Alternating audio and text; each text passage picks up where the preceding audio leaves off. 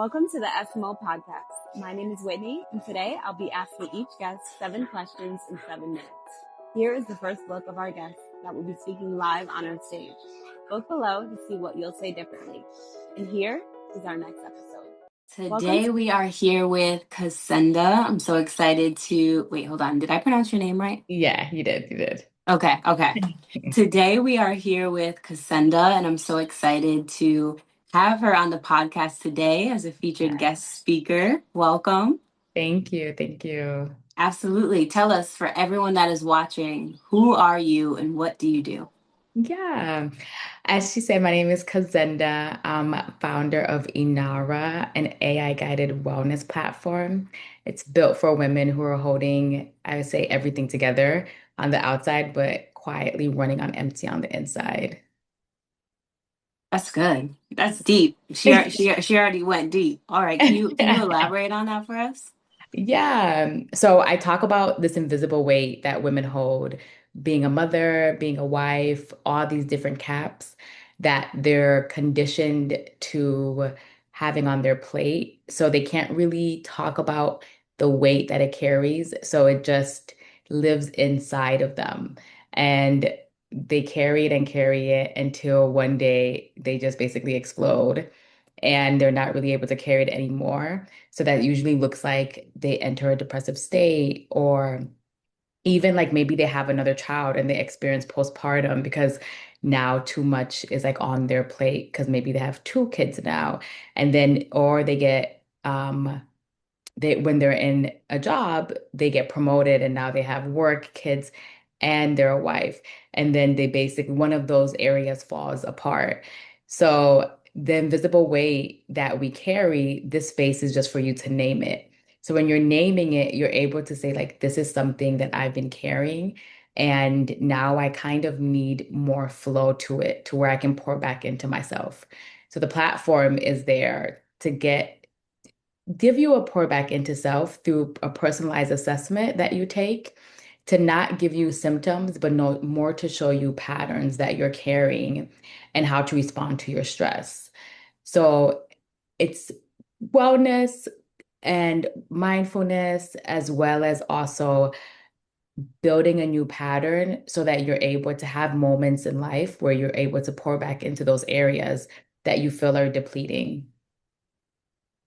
That's key. There's got to be at least one person tuned in right now that took away some value, because I know I did. I think your message is very powerful. And so for the person watching, because I know sometimes we have a moment where we almost quit, but we didn't. And so does that stand out to you at all, or a lot of the people that you work with, and how do you push through that? Yeah, I think when it comes to even the brand, I think it's like every woman is like at the brink of like being like, this is too much. I basically don't want to do it anymore. I think for me, I was the overfunctioning woman on the other side where like I was just kind of like going through life like a hamster wheel. And then when life caused a like rapid stop out of like circumstance, I then realized, oh wow, this is a lot because my body's tired. I don't even know how I got this tired. And so, sometimes the quitting will come from life literally telling you to pause.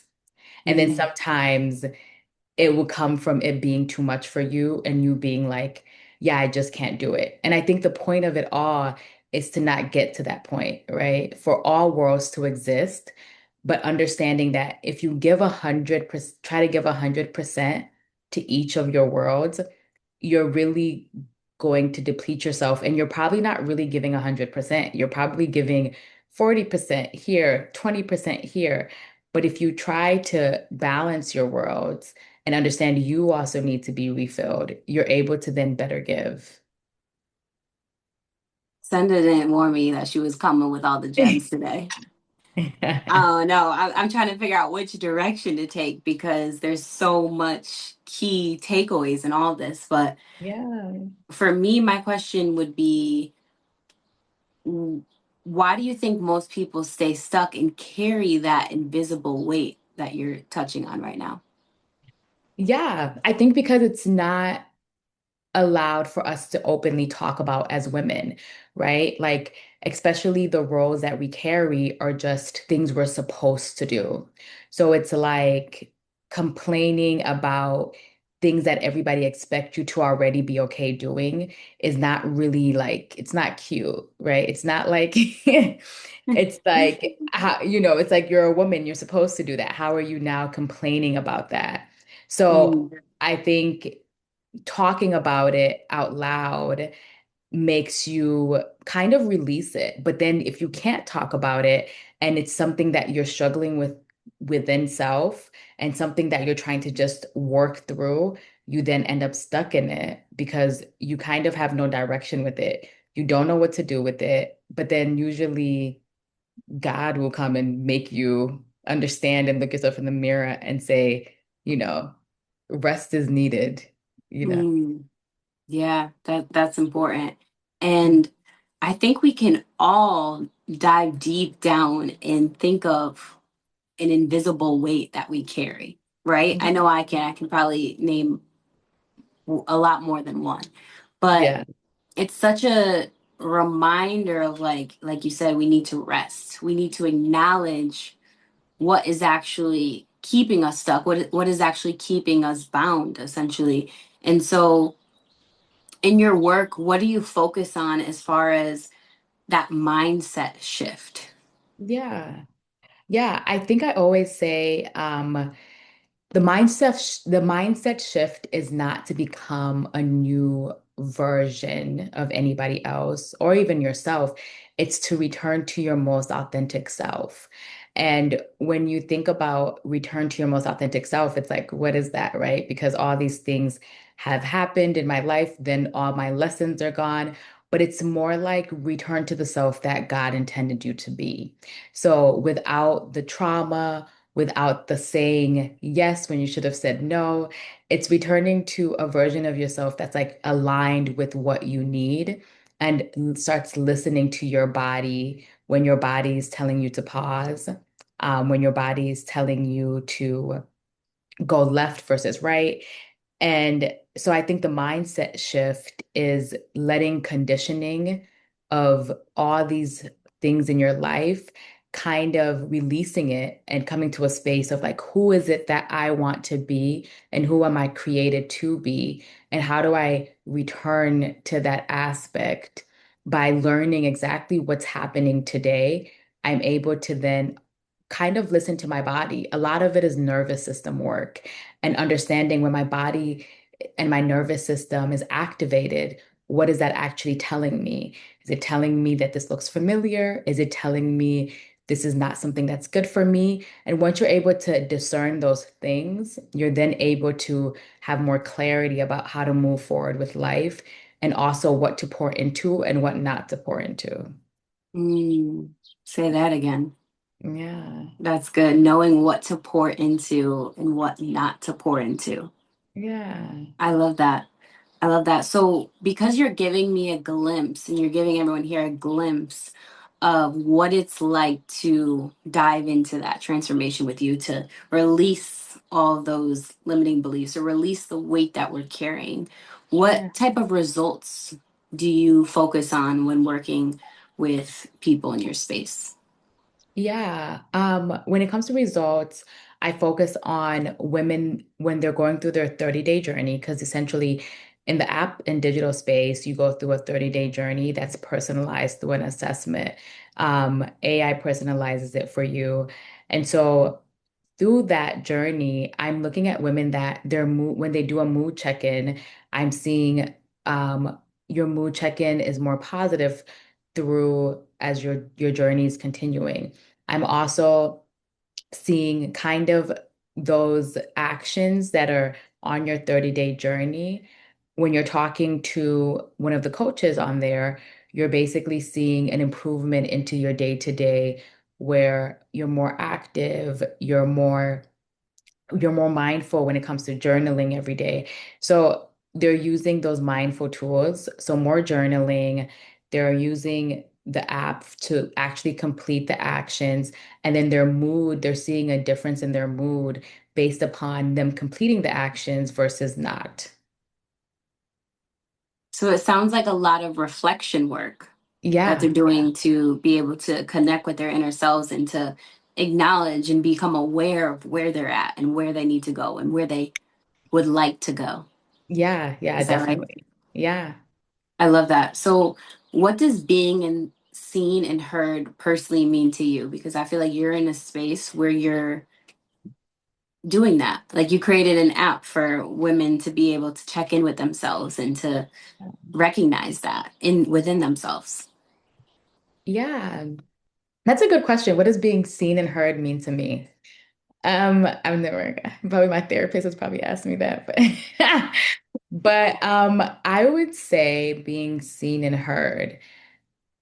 I think being in a space where the people around me are not asking me to be anything different than what I'm presenting. Mhm. So I think sometimes, especially as women, we enter spaces like you're told, well, culturally, I'll speak for self. You're told to not, you can't be the loudest in the room. You can't speak on certain topics because, like, usually the men in the room speak on these topics. And I Mm, think sometimes you silence yourself in certain rooms in order to be in order to be palatable. And I think mm, I feel like I feel most seen when I don't have to do that, right? Like I can basically be my authentic self. And in that room, I'm still received with love and care versus the opposite where, somebody's challenging that or saying, oh, you need to calm down or you need to do these things. So I think that's what I feel when I feel seen and heard is like when I'm in the safest rooms and I'm able to just be and be accepted. yeah, that's good. I love it. What would you say would be one belief that you had to break to become successful? Because in the midst of like knowing yourself and Yeah. becoming and helping other people do the same, I'm sure there was a barrier or something that you needed to release yourself in order to even, you know, create the space that you did. Yeah. I will say two things. I'll say one is that you don't become, you're consistently becoming, that there's no destination, basically. You're constantly in this space where you're constantly evolving. I think the quicker you understand that, the basically the easier life is because I think you always have this theory where if I get this, I'm going to be happy. If I get this, I'm going to be happy. Mm, And so I've learned through even getting some of those things that fulfillment comes from within. Like yeah. that's the only thing that can fulfill you. And those things cannot, whatever successes you're chasing. So I think you have to understand growth is constant. And then secondly, I would say that when it comes to success, you have to understand that like failure is going to happen. Like, but you just have to fail forward. So Mm, you have to not let the failure pivot you too much as far as being like, I'm not going to do it anymore. But you have to understand, okay, what is this teaching me? What is the lesson from this failure?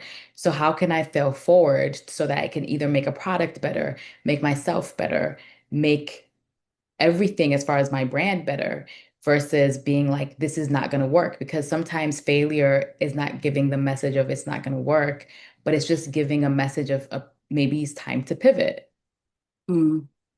Yeah. That's true. It's like we have to reevaluate some of those things. And I always say too, I love how you said, you're not failing, but you're failing forward, if anything. Yeah. And I always say too, it's like I'm not failing, but I just fall short, Yeah. And Yeah. I love that analogy of how you use that to Yeah. to your advantage. I Yeah. want to know because you're also speaking, you're also speaking on more stages, sharing your message with more people as Yeah. you continue to, just dive into the space of serving. And so, how do you stand out as a keynote speaker with SMO? Yeah. I think I stand out as a keynote speaker because My speaking comes from both experience and an educational point of view. So my experience is the personalization of the journey that I've been through that still speaks on the things that I also have learned through school. So it's like that connectivity of my education became my story. Mm. So it's like I can always speak from each space of like, okay, um, if it's more educational from like a space of textbook, I can speak on it, but I can also speak on it from the space of a lived experience. I love how you mentioned my education became my story. I'm writing it down. Yes. But I love that because the way you framed it, I love that reframe of my education became my story because Yeah. oftentimes, the thing that we go through, the thing that we, release often becomes the thing that we help people with. Yeah. And I love this conversation, everything that you shared. And I'm excited to dive deeper. I'm excited to see you on the live stage because Yeah. after today, I'm like, okay, I didn't know what was coming. We briefly had a conversation, but we more so Yeah. connected on a personal level for our first conversation. And so I'm Yeah. excited to dive deeper into your message and how you're serving and all of that good stuff. Can you tell us where we can connect with you on a deeper level and go more in depth with what you're building? Yeah. On Instagram, inara.wellness. That is where you can find me. And then I'm in beta right now. So the link on there can have you sign up for beta to get some of these different tools that I've been speaking about. I love that. Thank you so much, Kazenda. Truly Thank appreciate you. it. Definitely got some key takeaways, and I know everyone that's listening definitely did the same. So I'm Thank excited you. for this to be released and for more Yes, to come. This is definitely just the definitely. beginning. Thank you for joining us. Thank you so much.